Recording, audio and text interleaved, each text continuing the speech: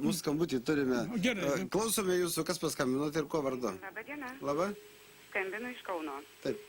Tiesiog tai mano būtų asmeninis toksai pastebėjimas, kad ta kitokia Lietuva, labai skambus ir gražų žodžiai ir norisi tų gražių ir gerų darbų, bet, tai mes atsitrenkėme kur? Atsitrenkėme į mūsų teisinę sistemą, į visą sistemą valstybės.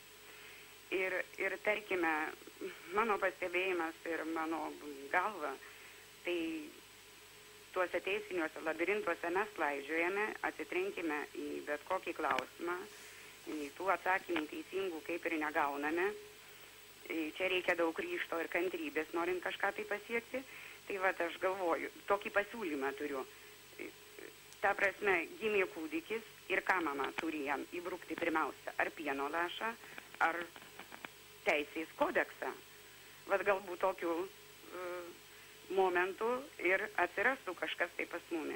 O šiaip labai gražu čia matyti ir klausyti visų tų išradimų ir viską, bet kaip mes prie to prieisime, reikia kelti klausimą, šitą pirmiausia.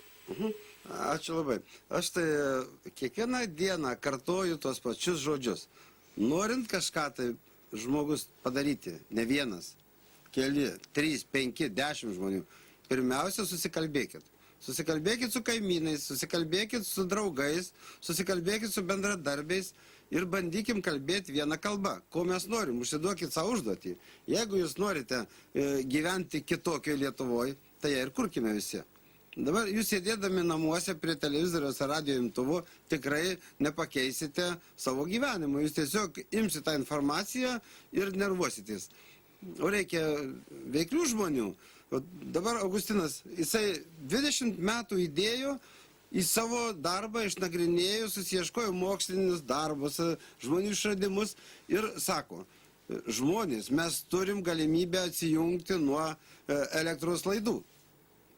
Ir jūs visi išgirdę tokią žinią, suklusti turite ir domėtis, kaipgi mums dabar pramušti Lietuvoje tą galimybę, padėti Augustinui Markevičiui, kad išgirstų vyriausybei dirbantys žmonės, ar energetikos ministras, ar prezidentė, ar kažkas. Nes jeigu jis vienas, tai matot, jis jau paaiškino, kaip jums, kam parašot, persiunti vienam, persiunti kitam, o kitas sako, viso gero, aš neturiu laiko. Taip įvyko. Ir ta visuomenė, tik visuomenė gali pareikalauti. Dar ne viskas. Jie dar nusiunčia energetikos institutą, kaip jie siuntė apie vandens deginimą, kaip aš deginu vandenį.